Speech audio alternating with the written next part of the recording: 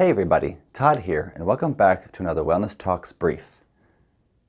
Ever have a hard time falling asleep? You ever find it's difficult once you have fallen asleep and you wake up again in the middle of the night to use the restroom or for whatever reason, and you have a difficult time falling back to sleep? Well, stick around and I'm going to show you a little trick, something you can begin to do, utilizing a mindfulness approach to fall back to sleep. It's pretty simple, and it gives your mind something to do.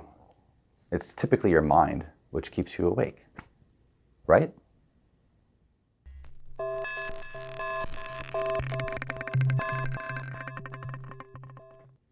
So one of the things that we've talked about in a lot of the presentations that I've given is that the mind's number one job is trying to solve problems.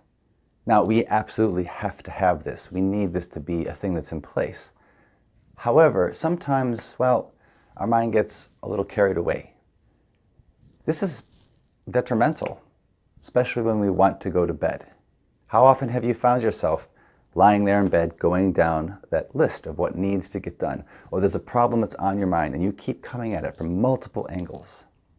Well, we're going to take advantage with this exercise of that mind trying to attach itself to something, the thinking mind trying to solve that problem. And we're going to give it parameters to play inside of.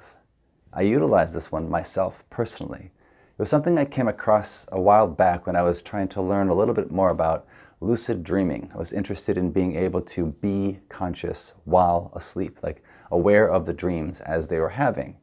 And this is one of the preps that they would actually utilize. And what I found is that most of the time it didn't give me the desired result. However, it did get me to fall asleep a heck of a lot faster. So here's what we do.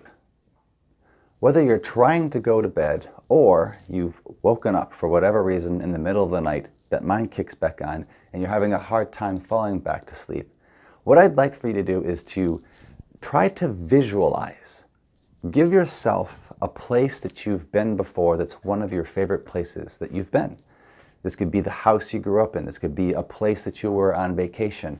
It has to be a pleasant or a good situation. It could even be a scene from a movie that you really, really liked. And what you're going to begin to do then is start to pay attention, the mindfulness component, pay attention to all the details. What did it look like when I was facing in this direction in this particular room of this house that I grew up in? What was the scenery like as I was walking on a path through my favorite park or sitting at the beach? All the details. What was the sky like? What were the trees like? What was the smells that you had? Could you feel the wind on your face? If you're in the room, what did you see? What items were out? Pay close attention. Try to bring as much detail to each of those items in that room as you can. Give your mind something to work on. Give your mind a problem.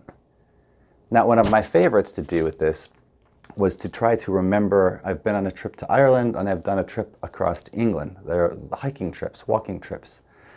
And along the way there were Roman ruins or there were stone circles. And so what I find myself trying to do is standing in the middle of a stone circle. I try to remember what each stone looked like. And I try to pay attention to all the little detail, the moss, the grass, were there sheep nearby? Was it cloudy? Wasn't it? Or I'll try to visualize the Roman forts that I had gone to visit, the old Roman towers, being inside the tower, looking up, seeing the scaffolding that they had put in place. The wild thing is that when I try to do this, when I try to envision this, now remember I was trying to do this to prep it so that in my dream I might be able to identify it and then be able to move around, play around inside of it. But what I would find instead is that when I would do this, I would start to get all these details, bars on the windows, rust on the bar on the window, dust sitting on the actual sill of the window itself. And then all of a sudden, I would find my alarm going off. I fell asleep. It was now time to get up. I've even utilized this when I've woken up in the middle of the night, can fall back to sleep. I started to visualize a cabin. Now you can take this one step further too and visualize if I'm in this old Roman tower or I'm in this cabin and there was an apocalypse or I just found myself there or what would it have been like to been in this Roman city? So I tried to first visualize Vitellanda, the city itself, this ruined city that's up in northern England. Then I would try to actually visualize what would the buildings have looked like way back when they were first constructed. Who would have been walking about? Almost as if I'm like imposing myself or dropping myself into this fantasy. It is a dream, right? We're setting this stuff up as a dream. This fantasy world, trying to put all the details. Once again, when I tried to do this, I wouldn't get the lucid dreaming, but I would find that I had to hit the alarm and wake up and go to work. So that's the crux of this, falling into the dream, using this mindfulness component of being present in that moment, the moment you're trying to create. The wild thing is, I don't think that this is too far off from the whole counting sheep thing that I'm sure you've heard about and has just become part of our underground culture.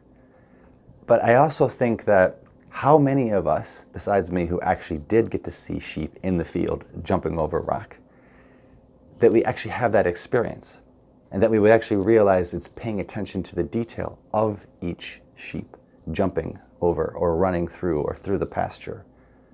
So I think there might be something said to that old tale of just count sheep to fall asleep. It's not literally counting the sheep. It's seeing the sheep in its detail, moving through, and then the next one, and then the next lamb, and the next one, and the little lamb that jumps in after all the other sheep. So give this a try, check it out, and see if this helps you fall asleep. I mean, what have you got to lose? If you're going to be up, might as well give it a shot. So here's a tool to help. I wish you well.